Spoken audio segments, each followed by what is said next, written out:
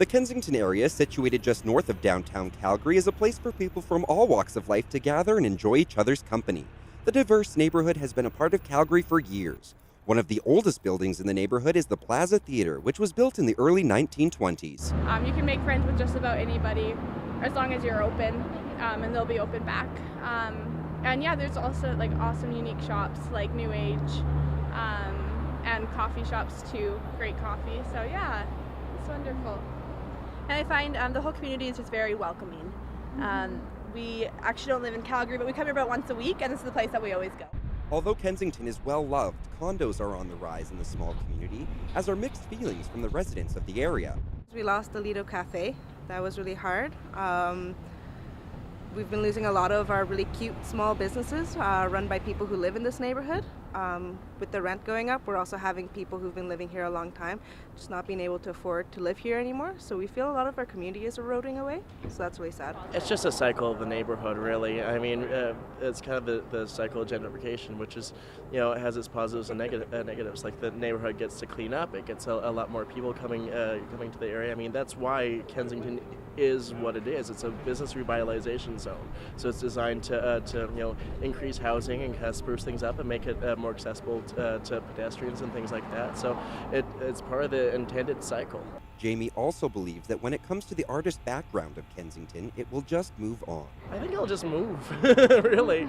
Artists kind of play an earlier part in the cycle. They tend to take old spaces and kind of fix them up and things like that. And they tend to congregate, where it tends to be cheaper and things like that. When the cheaper housing goes away and the cheaper businesses, like the old Lido, kind of go away, everyone kind of moves on. So, I'm definitely one of them, and we've kind of moved just up the hill where there's a little bit more, cheap housing, and where all our friends are. From a business viewpoint, some people in the community think the new developments can have a positive outcome. I think the condos coming in are really going to help the small businesses because, they bring in thousands of people. And people like now to live, work, and play in the communities that they're living. I'm doing the same thing, living, working, and playing in this community, and I think that's the trend. So it's bound to help us a lot. I think there are some things that condos can do. I mean, you're probably getting that I'm pro-development. I love all the condos and the people coming in, but I really am all about having it maintain like a quaint atmosphere, and I think it's got to be bigger than the dollar, and the city and the Kensington BRZ needs to really make sure that they're on these condo developers. Although the condos caring more about the community than money is a nice thought, unfortunately that's not always how it works. A man who has lived in Kensington for many years has a personal grudge against the condos as he had to say goodbye to many businesses with the gentrification.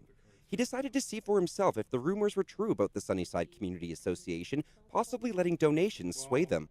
I did manage to get to look at one of the books of the local community association. Only had a chance to look at them for about 30 seconds before we almost got caught looking at the books.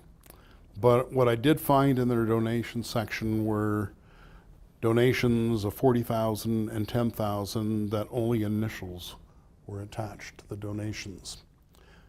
The $40,000 was attached with an initial BB, and the $10,000 was attached with an initial MT,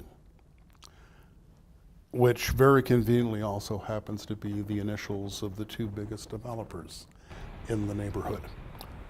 BB, Battistella Brothers, MT, Michael Torigno. Michael Torigno is the individual who is driving the expansion for the Astoria restaurant up at the corner of 10th Street and Kensington Road. And there's been a lot of controversy over them. I haven't been able to determine yet, this is very convenient that both initials in there happen to be the initials of the two major players. A few of the businesses left a bitter hole in the heart of Kensington when they left. One of these was the beloved charity, The House. They opened their doors to the homeless and people struggling with addiction or run-ins with the law. The House gave them jobs or a place to be. Astoria shut them down to build their own properties, and it has been untouched for months. The government talk like they support that kind of initiative, yet if the Astoria bought it and they shut the doors down, why do half the cabinet ministers of the Alberta government hang out at the Astoria restaurant? Why does half a city council? Not only are businesses being demolished, but 13 heritage homes are being torn down for a rezoning of a new development as well. Yeah, we're pretty devastated about that. Over by the Hillhurst Community Association, they had to push the park back to make room for the houses, and we know that the community has been pretty upset because we're losing our view of Riley Park, which is pretty upsetting.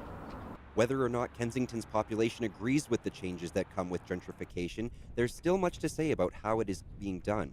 One thing for sure is that this neighborhood is well loved. Almost a little family within Kensington. It's like home. Yeah, home away from home.